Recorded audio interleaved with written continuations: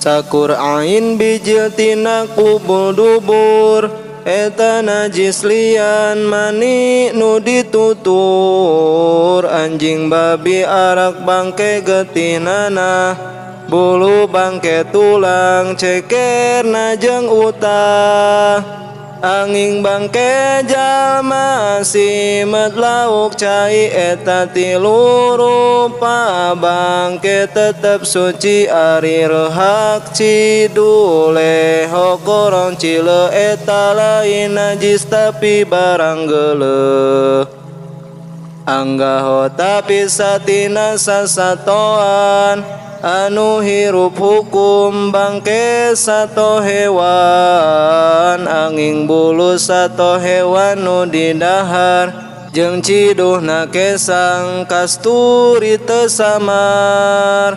Anggaho tapi sah tina sasatoan anu hirup hukum bangke sato hewan. Anging bulu sato hewan nu didahar jeung ciduhna kesang kasturi teu samar.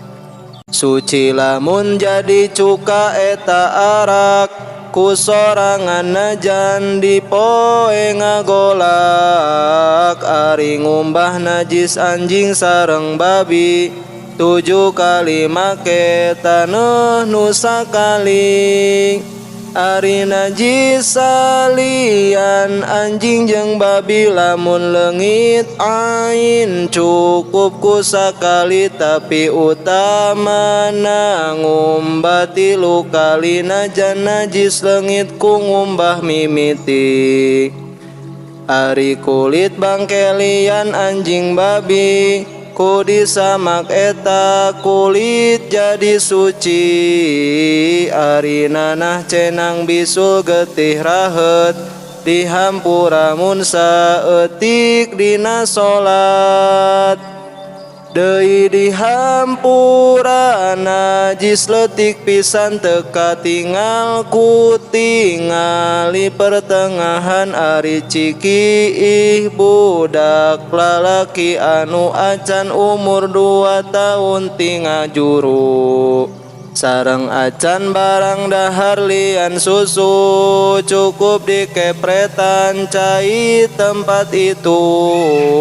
Ari najis hukum cukup ku sakali ngaliwatkeun cai kana tempat tadi.